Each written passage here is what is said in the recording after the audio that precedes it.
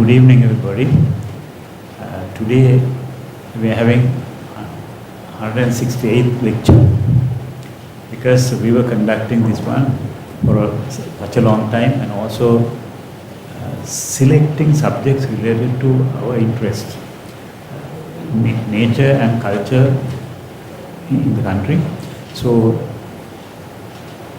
today it's part of history, which is things which people are not aware. I think it's a special lecture to educate us what has happened during Dutch period. I request Mr. Rahim to introduce the speaker.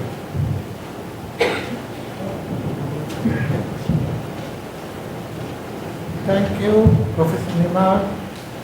It is a short biography of the author. The author is an attorney at law with interests in historical development, arms and armaments in Sri Lanka. The author is a life member of Royal Asiatic Society and a former honorary treasurer. He is also a member of the National Trust and secretary of the Ceylon Society of Australia.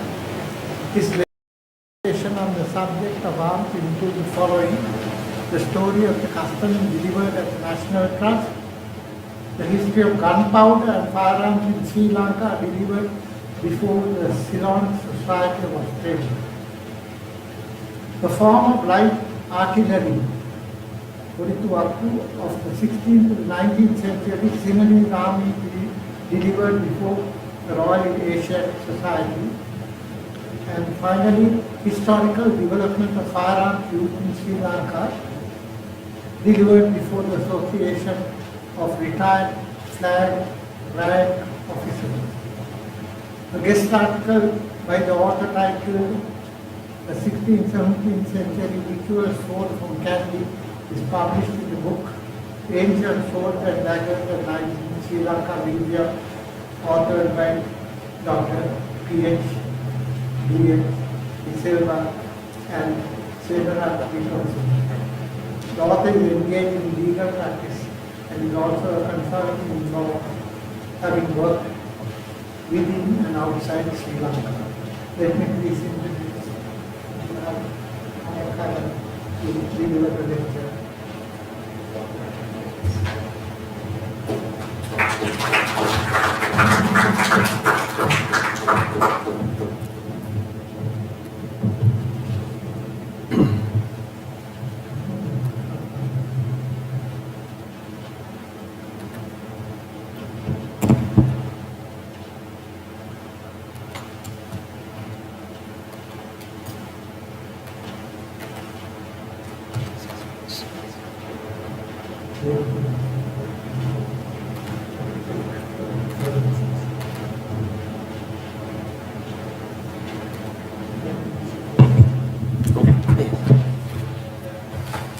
Well, good afternoon to all of you, and thank you for having me here.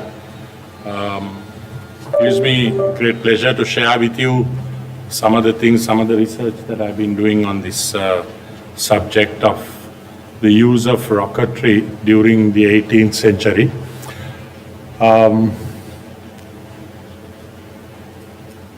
So let me just get into the whole, before we start on the rocketry aspect.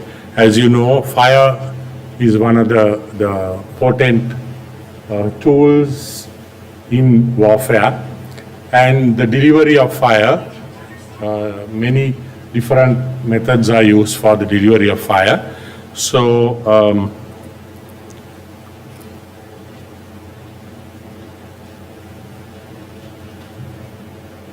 which one? No.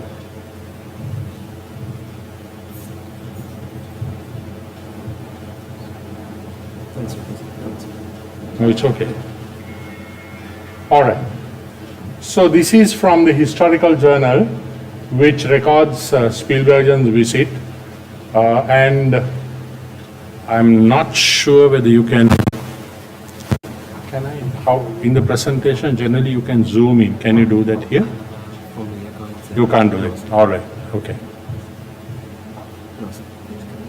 All right. So here, this is a procession, and in this procession you can see some of the spearmen. The tip of the spear has what appears to be a flame. Whether it is a flame or not, we don't know. But we know that Queiroz, in his writing, talks of the fact that the Sinhalese use fire darts and fire bombs with which to set fire to thatched lodgements, right? What a fire dart is not specified. It's difficult to know today what a fire dart might look like. Then there is also Gaston Pereira in his book records the last principal battle with the Portuguese was the Gunpowder battle, where the Portuguese actually did not meet with success. And there is a story recorded, folklore, which has been recorded by Gaston Pereira, where he says there is a folk tradition prevalent in Kandy that on the eve of the battle, Raja Singh had a dream in which he saw black bundles spread out on the Gunpowder plain. The seers who interpreted the dream said that these were the Portuguese ammunition bags spread out to dry, and advised him to get his archers to shoot fire arrows in that direction, right? And you can imagine what the resultant effect would have been with the fire arrows being fired into the spread out powder that was being dried out on the plain. And Baldius in fact confirms the fact that there was a heavy downpour which drenched the powder of the Portuguese, right? And here there is another, as you know, during the Portuguese, Dutch and the British periods, some of these battles are written down in poem form, poetry form, panegyric forms. And there is one called the Rajasingha Viriduva, which unfortunately is not published, but extracts of it have appeared in other publications, and there is a reference to this where they use the term Guinea, right? And Guinea is a fire arrow, right?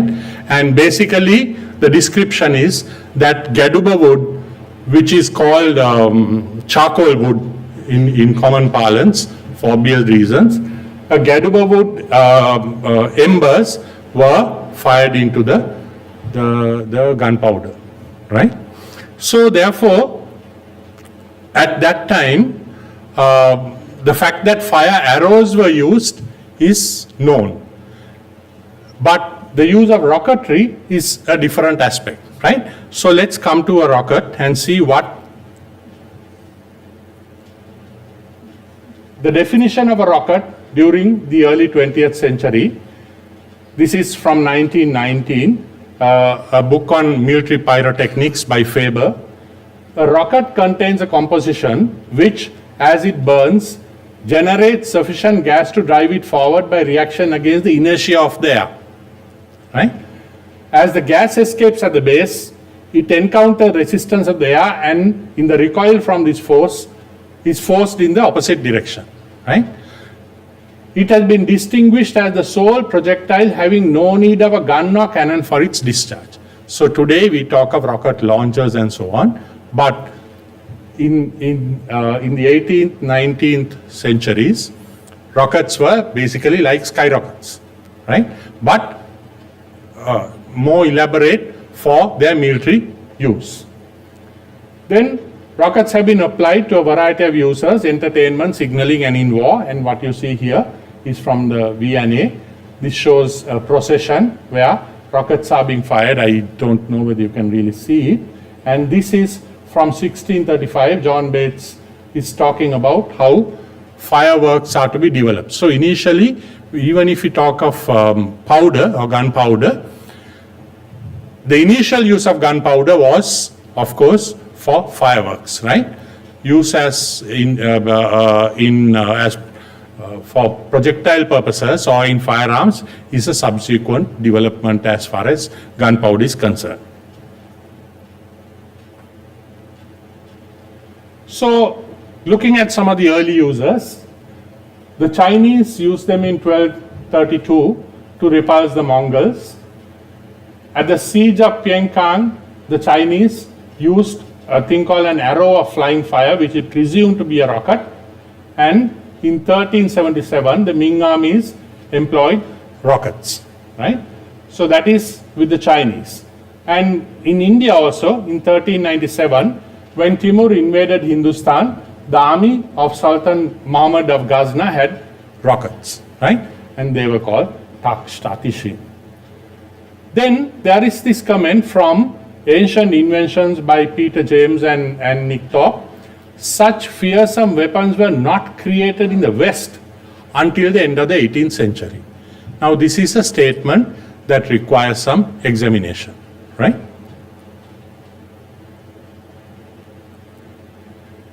Here, that same view is echoed. This is by a scientist called Rodham Narasimha, respected scientist, who did a presentation before the Indian National Aeronautical Laboratory and Indian Institute of Science in 1985, right? And this is part of what he said. Rockets or fire arrows in some form have been known for a long time. The Chinese are recorded as having used them in 1232 AD and the Europeans in the 14th and 15th centuries. However, after having fallen into disuse with the invention and improvement of cannon, rockets re-emerged in the Mysore of Hyder and Tippu in the second half of the 18th century. This spectacular revival provides a curious and fascinating episode in Indo-British technological history. So, basically what Narasimha is saying is that the early rockets, after artillery developed, after cannon developed, right, the early rockets went into disuse. They had no particular use anymore in warfare. But they re-emerged in the 18th century in Mysore under Hyder Ali and Tippu, his son, right?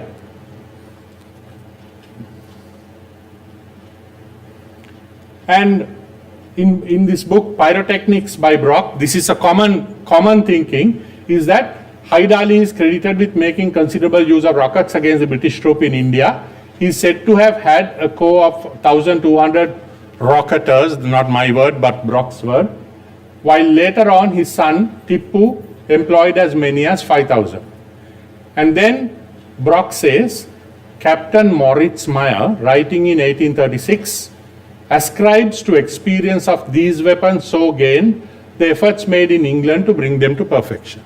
So basically, the common thinking all over is that with Tippu's use of rockets against the British, the resurgence of interest in rocketry in the West was fired up, pardon me the pun, by Tippu's use of rockets during the 18th century, right? And this was the thing that got me thinking, because I've heard from here and there smatterings of the fact that rockets were actually used in Sri Lanka also during this time, but is not well known. So these are illustrations of Tippu's rocket men, and you can see that the rocket, this obviously looks like a bamboo pole with it's not a streamlined stick, and here is the rocket part of it, like a firework. And it is well bound, the binding is very nicely done, and it's kind of a factory made instrument, right? Now, these are both rocketmen, and this was puzzling for a while, because why would a rocket have a flag or a pennant stuck on it? And even though this issue wasn't solved for me, it was that was the practice was confirmed, because later Tipu dies in Seringapatam in the battle with Cornwallis forces, and there are several such battles. In one, they come to a peace accord. Part of the peace accord is for Tipu to surrender 2 of his sons to the British, right? In order to ensure that he keeps his side of the bargain. And in the explanation of the sons being handed over is a description of rocketmen, where it is described that they come with rockets with these green flags at the end of it, right? So for whatever reason, these pennants were in fact fitted onto the rockets.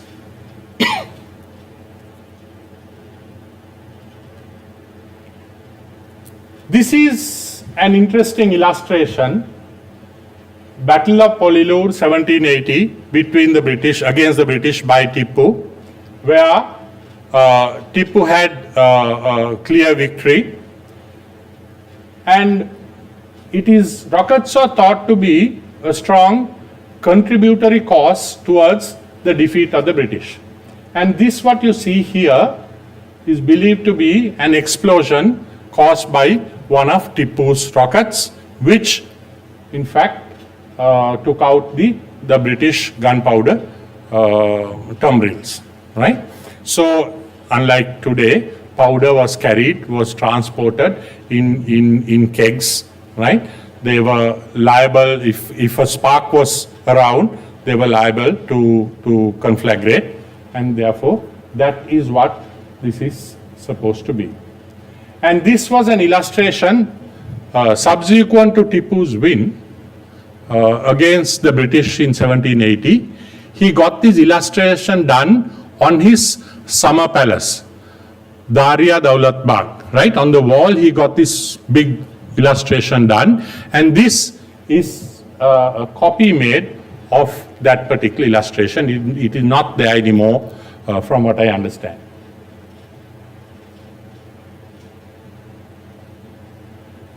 This is another interesting description. This description is done by none other than Engelbeck, who was the last Dutch governor in Ceylon. But this describes a situation that occurred in Travancore, and Travancore was an independent kingdom which Tipu attacked.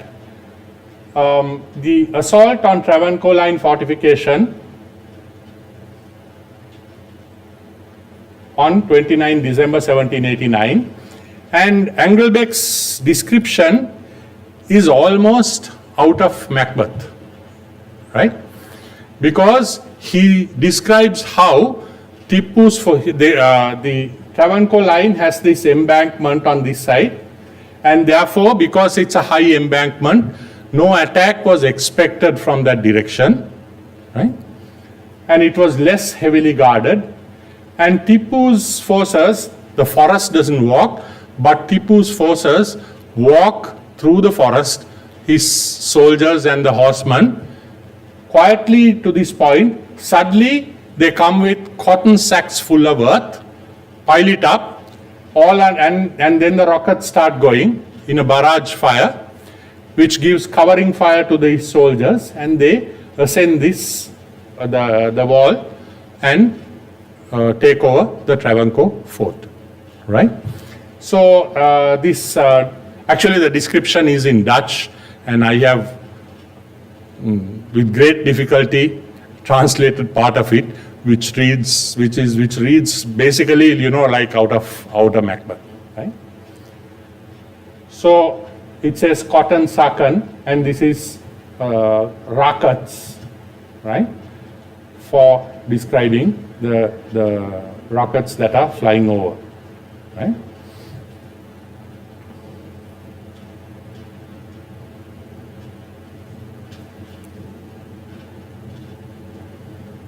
Can you something happen? Read my papers. Yes. That's it. Okay.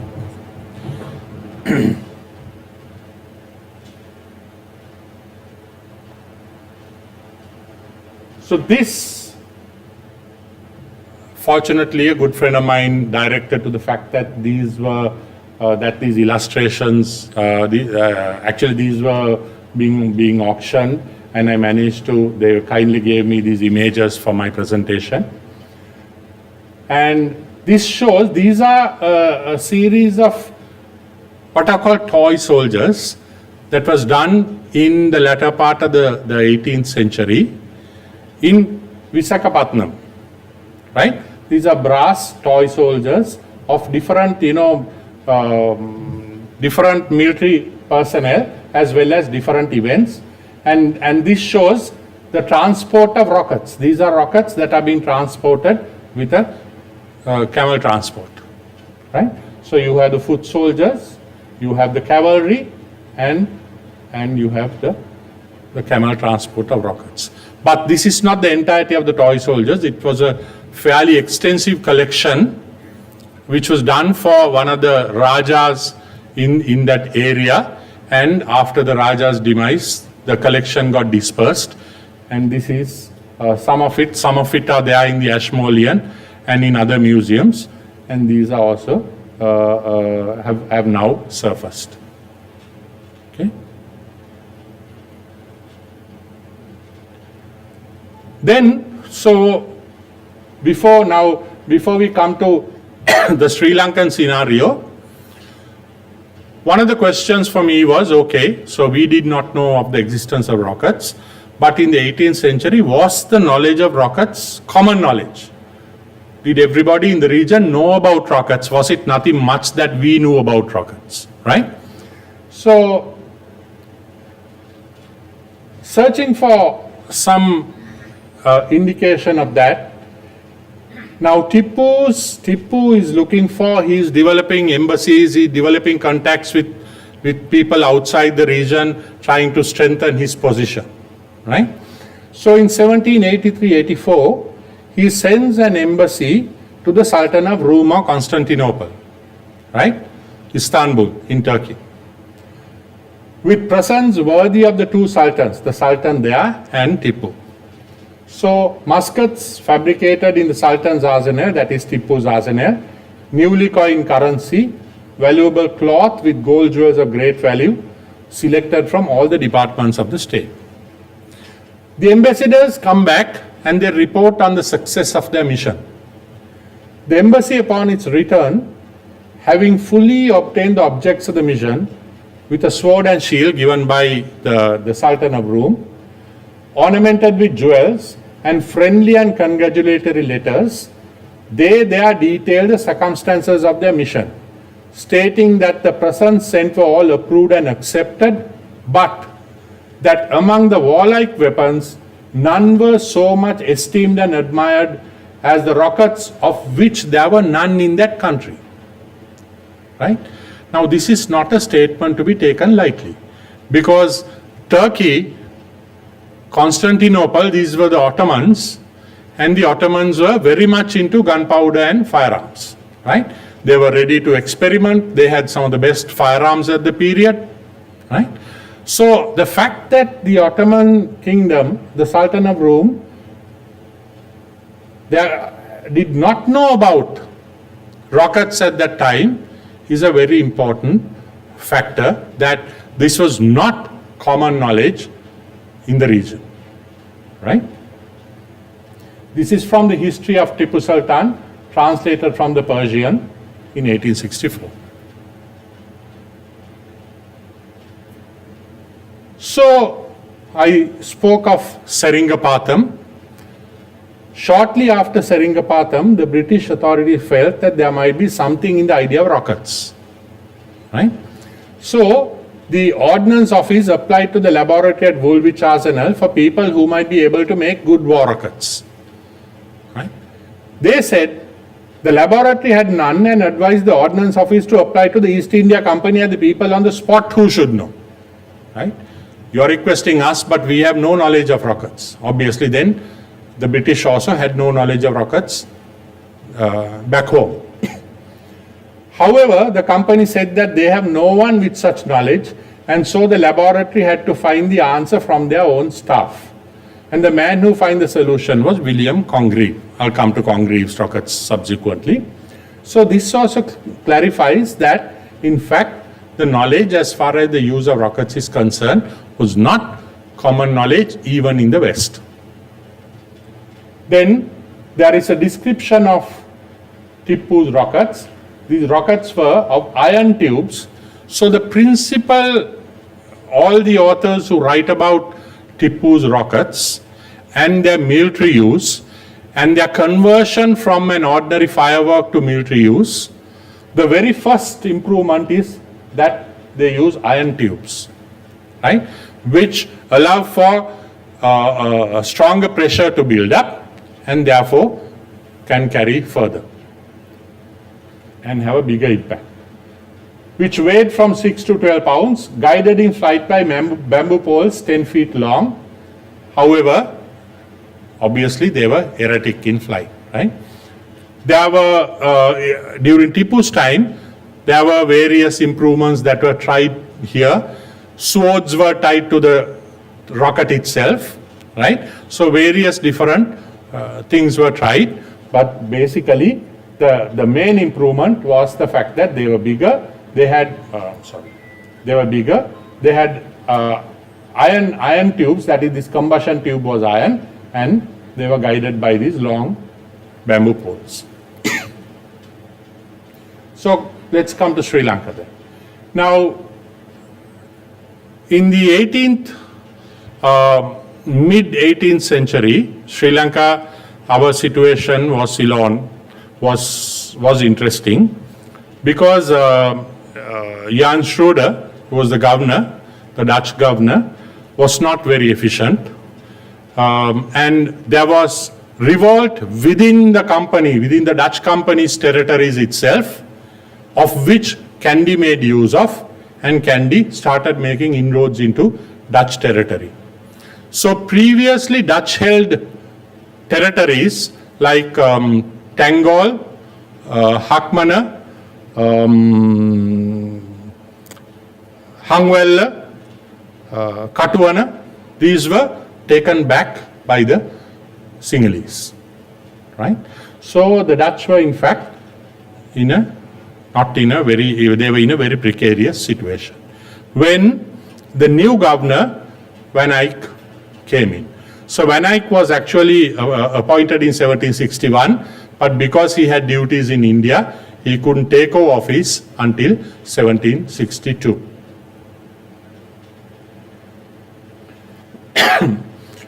Now, unlike the Dutch period, unlike the Portuguese period, during the Dutch period, a lot of the documents, the military correspondence is still preserved, right? Some of them in our archives, some of them in The Hague, the Dutch archives, right? And the information regarding the use of rockets by the Kandian forces is contained in these correspondence, right? Now this is one letter, 2 pages of one letter sent by an officer called Duflo, right? Duflo is an interesting character. He is a French officer. He is from what was called the Free French Company. Major Evanhart, fortunately, has translated. He was a linguist. He was a military officer. He was a linguist. He could read and write, speak French, Dutch. Therefore, he published some of this information regarding the military correspondence during the time that Van Eyck was planning the campaign to Kandy, right? So, regarding Duflo was from what was called the Free French Company. They were at Pondicherry, right? And when Pondicherry fell to the British, they didn't have work, right? So Van Eyck, who was in India, invited Duflo and the Free French Company over. Of course, French and German. It had Germans also, right? And so this correspondence comes from Duflo's writing, principally from Duflo's writing. That's, you can see Duflo's signature here. Interestingly, if you follow this carefully, the old documentation in our archive, the original letter is written in 18th century French. Then there is a 18th century Dutch translation, so they are all set together. And of course, if you look at it, these were sent from different outposts right around the country and are bound in the order that they were sent, right? Not chronologically, right?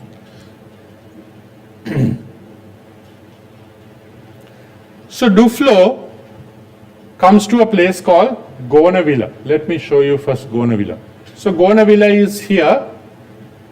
This is the Mahaoya, and by the Mahaoya there is this Gonavilla outpost, right?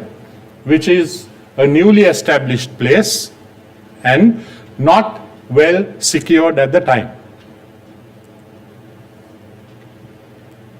So Duflo at Gonavilla on 15/3/1764. This is the first campaign. As you know, Van Eyck had two campaigns to Kandy, succeeded in the second one, did not succeed in the first one because of fierce fighting as well as climate, as well as the fact that they were not properly organized for the campaign. So,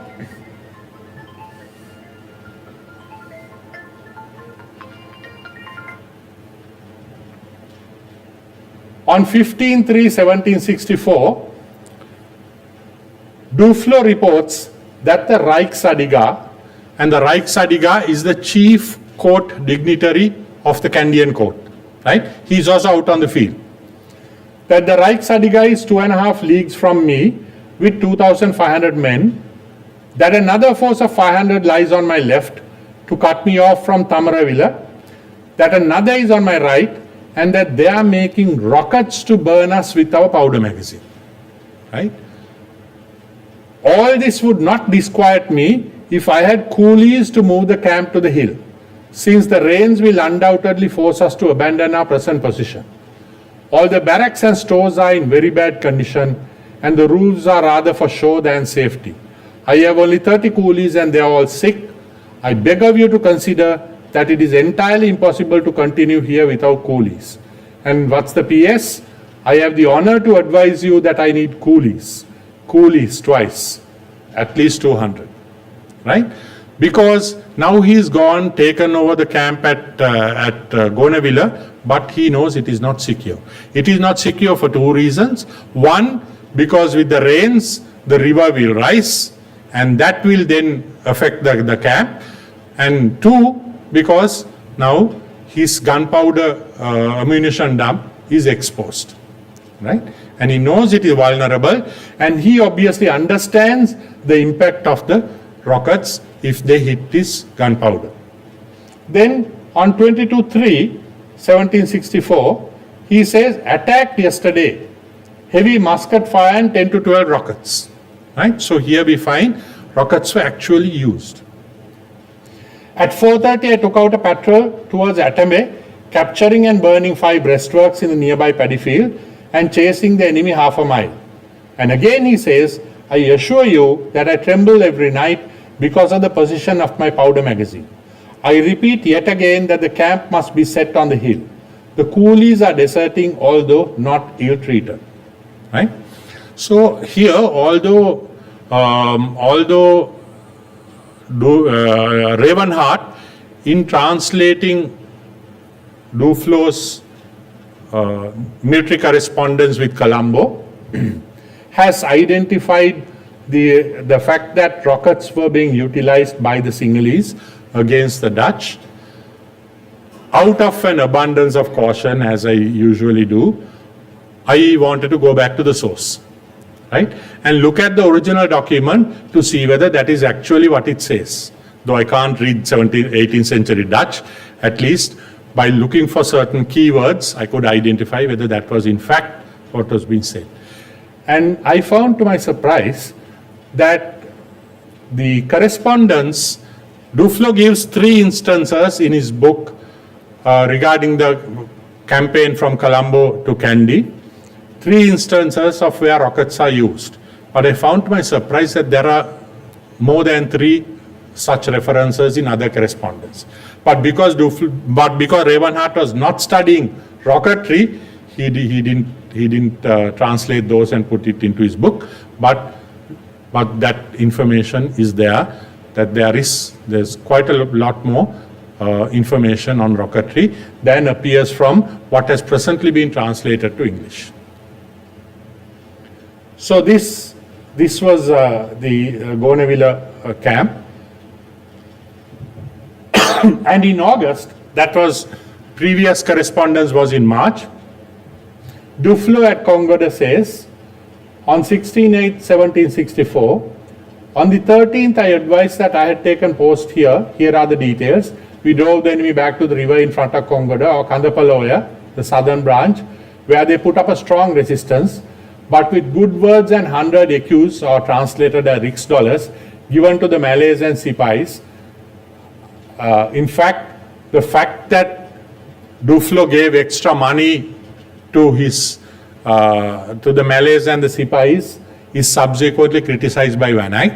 But anyway, I passed it and found the enemy drawn up in a large paddy field with his Sipais and Malays and a Sinhalese corps on his right wing, which rested on a grove, his Europeans and another Sinhalese corps on his left wing. So there were Europeans also with the Kandian forces, stretching somewhat into the jungle, and he sent a large force with gingals and rockets.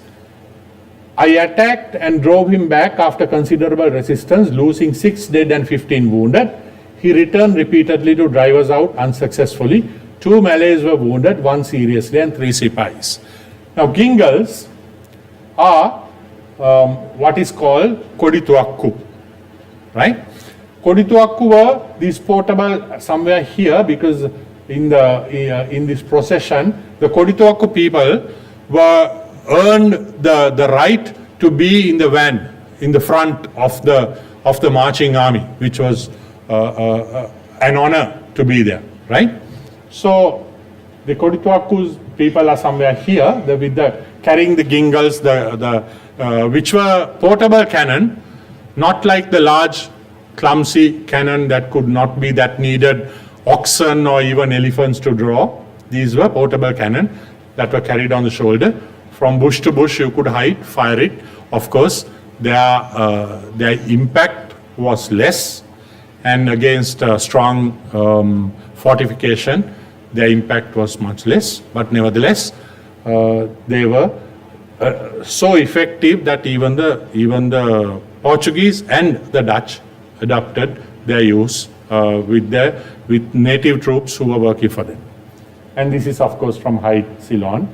This does not show any rocketman, and there is a reason for that also, which I will come to. So I was referring to the fact that rockets are referred to by Duflo, which has been translated by Ravenhart. Then there is another document, the war with the translated as a war with the Sinhalese. This is in the Spolia. The original of the translation is a Dutch manuscript in the India Office Library, Mackenzie Private Collection. Dimensions given, handwriting is clear, though somewhat clumsy, and the Dutch accurate. And and then he goes on to describe it, and he publishes it as the Arnmakingen or Arnmakungan, right? which basically translates to observations, right? And this is a text, and in fact, Ravenheart comments that a very noticeable feature is the respect shown for the Sinhalese as enemies. The writer continually stresses the inborn skill in guerrilla warfare, the excellent use made of the nature of the terrain, and the good sighting and construction of the fieldwork, right? Now, the Aanmakingen is actually an instruction manual for the Dutch forces on how to fight the Sinhalese. It describes the Sinhalese army, it describes them as enemies, it describes their weaponry, and also sets out the requirements for the Dutch on a campaign, right?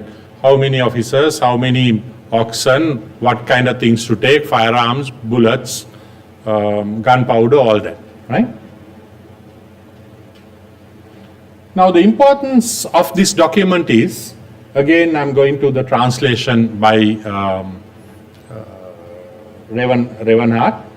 There is yet another form of their artillery, there being the Sinhalese artillery, namely their rockets, such as are to be seen in the armory. These are of iron, 6.5 inches long and 2 inches in diameter. So you recall that the principal improvement done to the Indian rockets by Tipu Sultan, which made them serviceable in war, was the fact that the tubes were from iron, right, with iron and with the wrong sticks to guide them. They are iron, 6.5 inches long and 2 inches in diameter, with a small hole below, a little more than half an inch across, filled with a certain composition of powder. Obviously, it could not be gunpowder. It could not be the same as gunpowder. The texture had to be different. About half an inch of the top end is not hollowed out so as to add to the weight of the hole. Rockets tied to round sticks, about half an inch in diameter and 6 feet long. And the beginning of the hollow part is protected by a wooden plug. But then he says, but they are of little or no use, since they make such a noise in flight that they can be avoided. Also, the Sinhalese do not understand how to aim them in a true curved trajectory, right? Now, this seems to be an addition by, in the translation, and I'll show you why that is, right? So, even though the Aanmakingen author says that they are of no military value, you can see that Duflo, who's a skilled military officer, was insistent that he needed coolies to move his gunpowder away from the reach of the rockets that were being prepared out in the field, right? So the version of this document that Major Ravenheart received and obtained and translated was anonymous, appears to have been anonymous. And by process of elimination, Ravenheart suggests that the author could be a Major Frederick Wilhelm Ballendireder of Silesia, right? However, in the National Archives, Netherlands, there is an Aanmakingen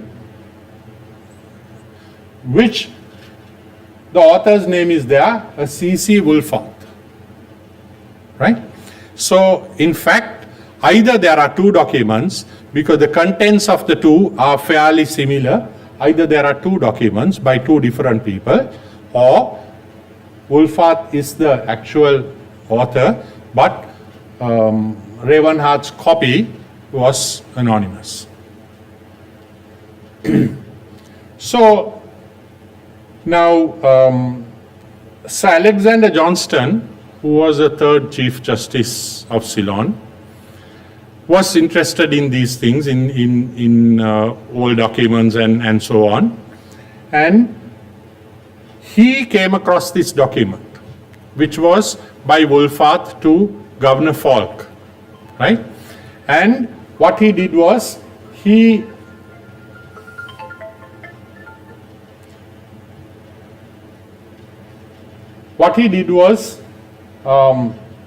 he got it translated. And from his translation, this Lieutenant James Edward Alexander did a publication in 1827 to the Naval and Military Magazine, right? So this particular document was considered so important that multiple translations seems to have been done in the 19th century of this document. And here, his translation says, the rockets which they use are of iron, 6 inches and a half long and 2 inches in diameter.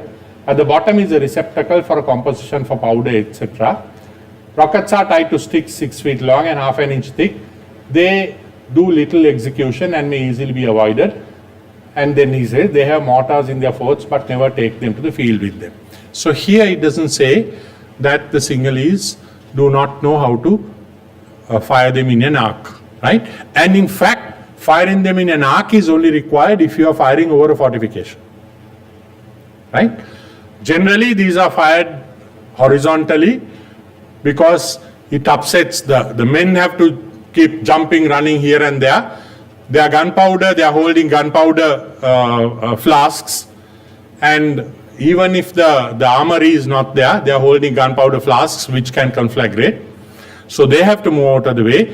And if there are horses, oxen, or even elephants as animals of burden, then it can create a very difficult situation to handle, right? So therefore, firing them in an arc is not always a requirement. Then we have Hafner. We are familiar with Hafner's book, Travels on Foot Through the Island of Ceylon, published in 1821. Actually, the German version was published in 1810. And the travel on foot was undertaken in 1783, right? So you can see how these dates kind of converge, right? 1765, and from there coming up to 1783. We provided ourselves with 100 fuseitos or rockets. The Indians, he's using the word Indians generically, or the translator is using the word Indian. No, even the German version, which I checked, even the German version uses the word Indian. The Indian in war make use of a kind of rocket which is called a fuseito. When fired, the rod flies forward with amazing swiftness, turning continually round. Right? These rockets are managed by particular persons, and both strength and art are necessary to let them off and give them a horizontal direction. So now he's talking of horizontal firing. And in a spot close to Mantota, Hafner and his company meet a leopard, he calls it a large tiger, that fearlessly mounts a small hillock and grimaces at them, and they fire rockets at it to chase it away. And on another occasion, they amuse themselves by throwing some rockets at elephants, causing them to run away. Right? So obviously, even by 1783, Hafner was able to source these rockets and get 100 of them to take with him on his travel on foot through the island of Ceylon. This is from his book. This is the cover of his book. Interesting, very interesting character. I believe he brought his girlfriend, an Indian girlfriend, with him to Ceylon. Interesting character he was. Then we come to the final missing piece of the puzzle, which is the illustration of a Sinhalese rocket. Right? This is found in the Grote Atlas or the Great Atlas, which depicts a ceremonial embassy from the King of Kandy to the governor in Colombo during the final stage of the journey, tentatively dated to 1765. Artist is F.A. Dose, who drew it after the original by Lieutenant Goya. Right? Now you can see the different lines of troops. This is a continuation like that, but has been printed in this manner to make it easy. So that's where the fuseito is, and here is a close-up of the fuseito. Right? You can see it is very similar to the Indian rocket. Right? except for the fact that it is not that well constructed. And again, there is a reason for that, which we'll come to, right? But very clearly we can see that these were rockets proper to what Tipu used against the British, that were being used by the Sinhalese against the Dutch.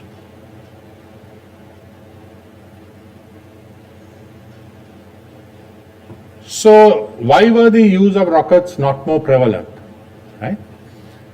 Arnmakingen itself says rockets are of little or no use since they make such a noise in flight and they can be avoided.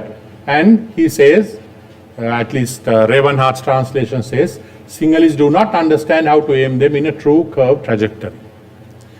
Then Faber, writing in 1919, I spoke of Faber before, in his book Military Pyrotechnics, says, indeed, our own first-hand experience with the rocket as a war weapon showed the effect of it to be so trifling that we may well receive with suspicion the accounts given of its efficiency in various European campaigns. There existed a strong prejudice in favor of the weapon at the time of its introduction, and it is probable that enthusiasm led to involuntary exaggeration. Right? Effective only in limited situations. Then did they form the regular armament of the Sinhalese? No. The literature suggests that they were not part of the regular armament. Yes, Hafner was able to source 100 of them for his journey, but Duflo says they were attacked with 10 to 12 rockets. Then there is also the issue of instability of the powder and a short shelf life. In 1826, the Oriental Herald carried this article, right? There was a thing called the Bengal Hurkaru, which was a newspaper in the Bengal. It's a very localized newspaper. Written 18 months after a warm controversy in the Bengal Hurkaru between two individuals who didn't identify themselves. One calls himself Shrapnel, other one called himself Civilis, right? And regarding the relative merits of the rockets of Sir William Congreve and Captain Palby of the Bengal Artillery. One wrote in favor of William Congreve's rockets, the other one wrote in favor of William Palby's rockets, which were manufactured in India, right? Congreve's rockets were done in England. A major point of contention was whether the effect of an Indian climate would not render a rocket kept for any length of time unserviceable. Civilis argued for a rocket manufacturer in India to provide a fresh supply as needed, whereas Shrapnel argued the converse. Both writers agreed that the introduction of the weapon would be of the last importance to the Indian military service. I am not sure whether this last should be least, right? But that's how it is published. But you understand what it means, right? That it will not improve the army by having a big contingent of rockets in use. Then that previously mentioned Oriental Herald reports this fact. Within this last month, the Rocket Corps at Meerut was ordered to prepare to march against Bharatpur. Previous to marching, it was directed that experiments should be tried to ascertain in what condition the rockets were. For 2 days, these experiments were continued, during which time 44 rockets were fired and the whole of them burst. The disappointed officers of the brigade have reluctantly admitted that a fresh rocket only can be of any use in India, and the corps had been virtually broken up. The general having ordered that the rockets are not to be taken to Bharatpur and that the men are to be drafted into the horse artillery, right? Now that then explains why Duflo reports that the rockets in Sri Lanka also, rockets were being made in the field, right? Because if you make them with the technology that was available, with the powder that was available, if you made them beforehand and kept them for a long period of time, they would be ineffective. And it would appear from this that the locals here knew of this defect and decided only when we need a rocket will we manufacture one. Okay? Then the question is, okay, so that now we are talking of the Dutch here, right, and fighting the Dutch. Did the Dutch know and did the Dutch actually use rockets, right? That is a question that will come to us. So trying to find an answer to that, I came across this magazine called the Militaire Spectator, which is a Dutch journal, military journal. And this is in their 1832 issue. This is written in Dutch, I have translated it. Some important tests took place in the artillery school at Lafayette. It is generally known that the English General Congreve was the inventor of war rockets. So they are not claiming that they invented war rockets. They are not saying we used it. They are saying William Congreve is the one who invented, right? Which are used as an offensive weapon against the troops and especially against the cavalry. As early as 1827, the French government had attached to itself an Englishman named Bedford, who had worked under the direction of the General Congreve. Under his leadership, the pyrotechnic school in Mainz succeeded in manufacturing similar fireworks just as well as in England and in improving the way in which these fireworks were used, right? So I think that kind of seals the fact that in fact the Dutch do not claim to have had any prior knowledge of military rockets, right? Because they give the credit to William Congreve and people who have worked with Congreve in his factory.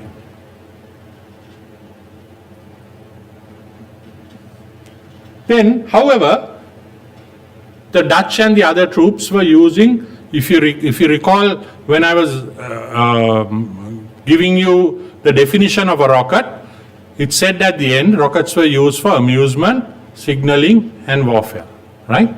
So, signaling purposes, smaller rockets were actually being utilized by, they were flares, right? Were being utilized by the Dutch as well as the other troops, right?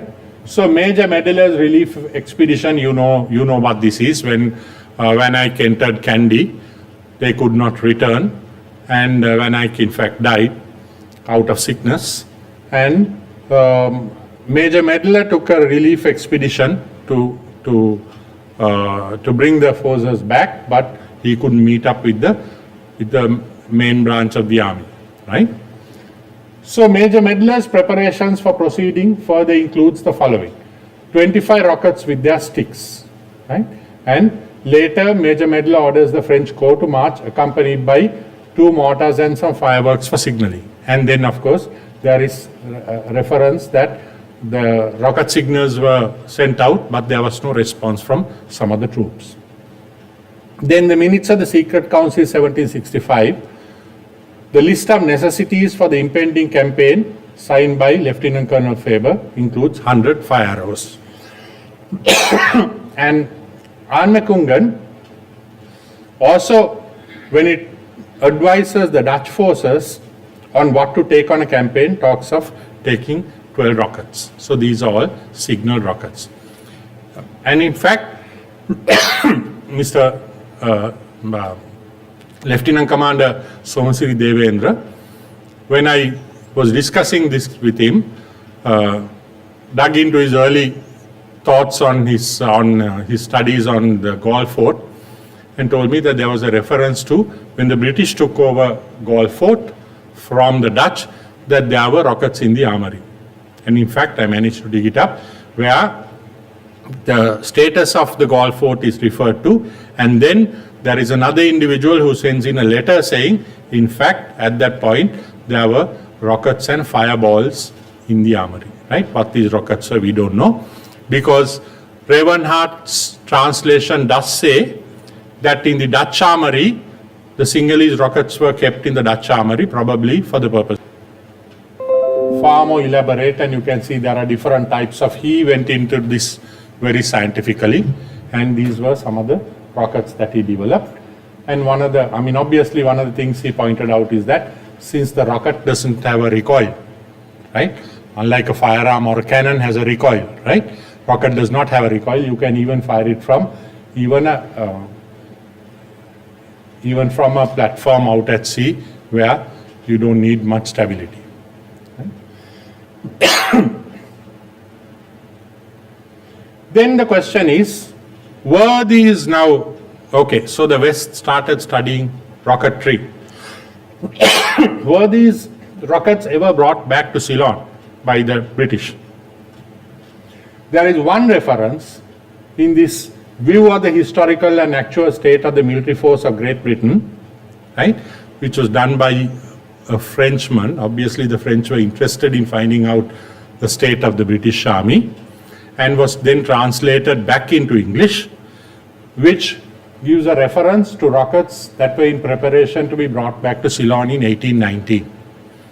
So if you are wondering why, if the Sinhalese were using rockets, why is there no more prevalent references to it? You can see even when the British brought the rockets back, there's only one reference that I could find on it, right?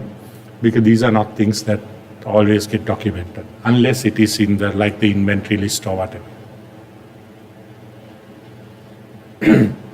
So these are some of the aspects that were developed subsequently after the rockets were introduced to the West. One is of the Royal Artillery Rocket Corps on horseback. You can see interestingly that the rocket has that same pennant that Tipu's rocket men had, and this is the rocket corps on camelback, right? So this is the officer with these rockets stuck in front, and that is a dromedary.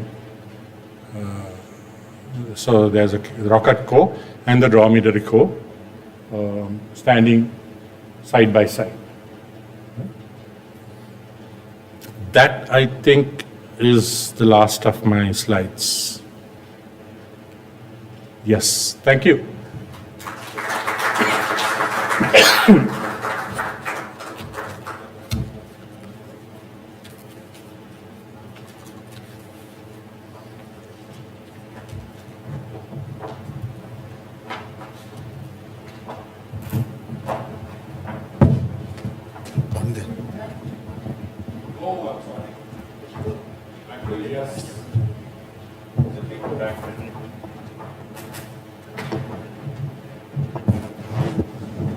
There are some individuals, of course, who I have to thank.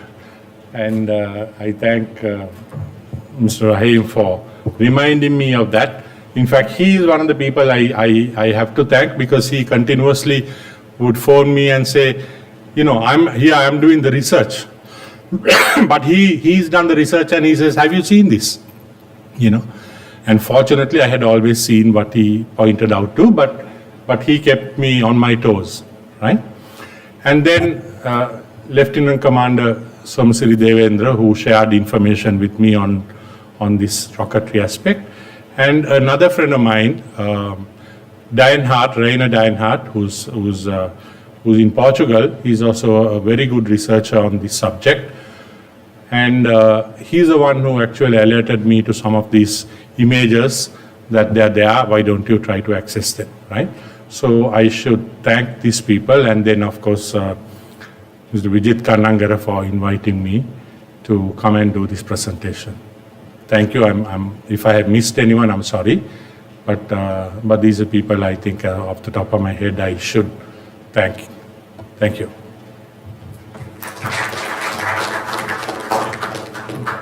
Thank you, Mr. Nanayakkara.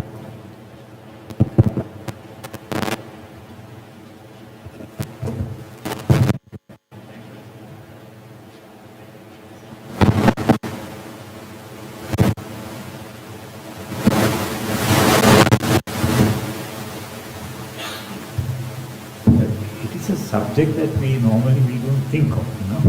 I think it's very interesting. Say, rockets still, you know, the Chinese use rockets only to push things out. you know, they had words. But you get the message. So they send the messages from one to another. Say, I think rockets are mostly used. It would have been something to replace the fire arrow and gradually improved into a weapon as such. You know, because it is something that really brought up with the need. You know, the things that has to go above the ramparts of a fortification and also distance. They are actually the fire rocket may be useful to attack the gunpowder, whatever the storage. That would have been there. Because it's not the burst that goes in. You know, it won't carry anything that heavy to hit somebody. So there are things that we have to really look at, you know, what really made them to make the rocket. Say information message rockets, yes. When it is used in war attack, how it can be really useful for it. This is the time for question, you know. Yes, please. Yeah, actually, you're absolutely spot on, because one of the things that researchers on gunpowder and firearms forget is that initially these were actually for fireworks. You know. So and Chinese are very big on fireworks, right? The bang and the light show and all. So that's how they started off, and it is subsequently that their impact, you know, that firearms could be utilized, made out of them, came about. And the effect of a rocket, even militarily, is, as you said, to carry fire from one place to another, maybe carry a message also, but also to throw confusion amongst the people as well as the animals that were there, the pack animals and so on, and you know, not letting them settle down to plan their battle, to you know, their attack. Yes.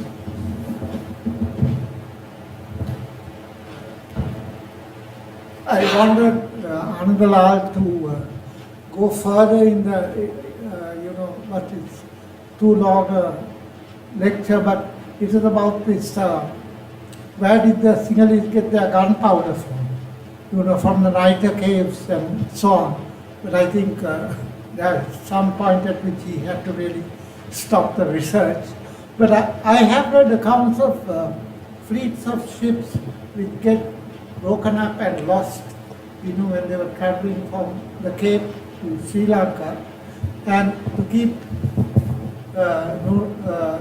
notifying the admiral of the fleet that they were still around, they used to fire rockets signaling, saying, okay, we are still with you in the fleet, you know. Yeah.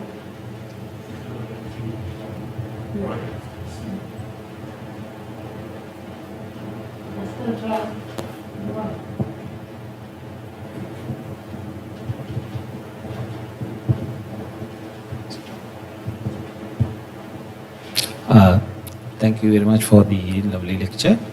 Just wanted to know whether you have any information about how accurate these projectiles were?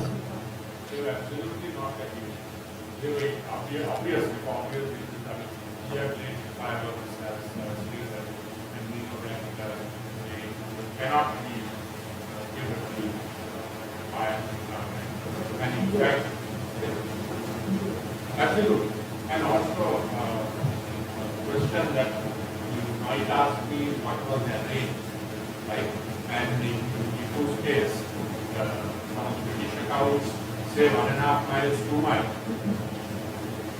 Where will it end up if it was 1.5 miles? You obviously can't, unless you have a target as big as Well, in one of the slides I saw that once it was fired, it was sort of turning on its own axis. not, yeah, that's right. Turn that way.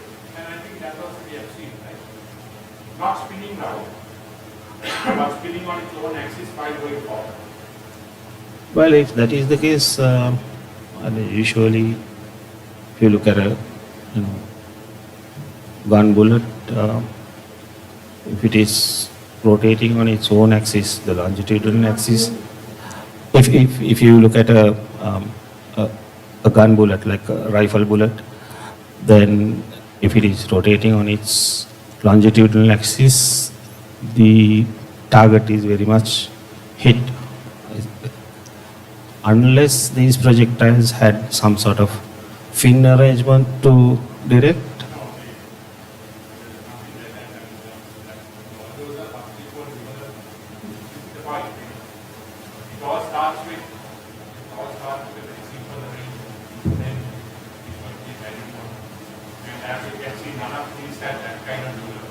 Yeah.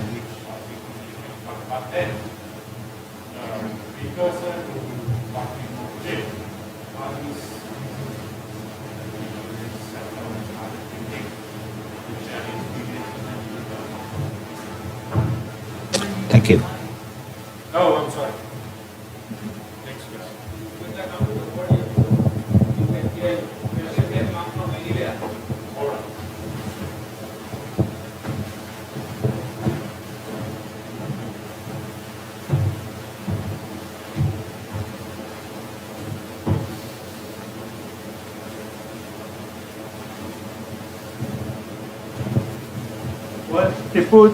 Was Tipu the first person to use it for warfare as such, or No, has no, it the been- Chinese. The Chinese. No, used Chinese it. also use it for warfare. Yes. Okay. But then it went into disuse because they were better, more elaborate weaponry.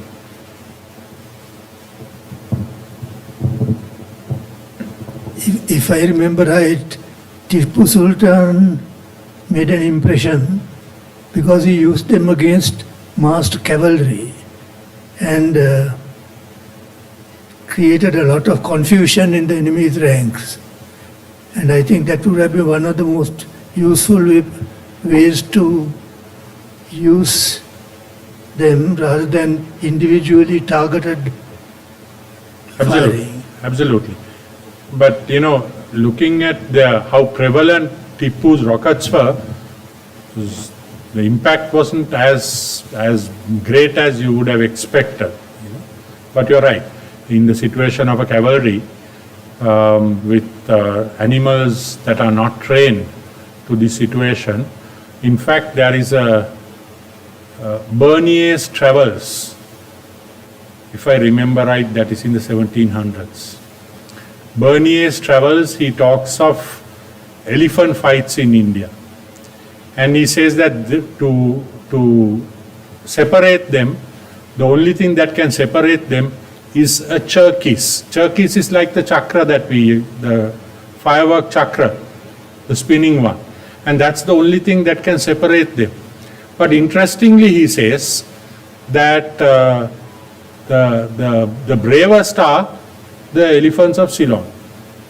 I don't know why he says that, but he does, in the 1700s.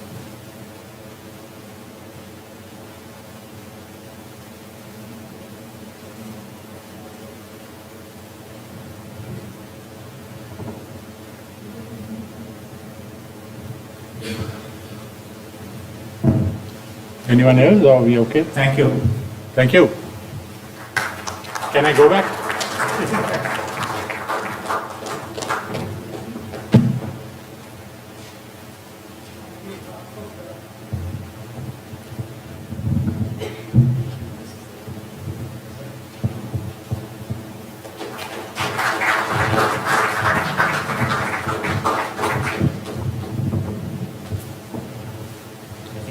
There is refreshment. And also I have another thing to say, that's that we need pioneers to do a lot of things, we need to get publications on, we need to get, expand our activities which will go to society. Not only lectures and tours and all, but our next tour will be in maybe end of March or beginning of beginning of April.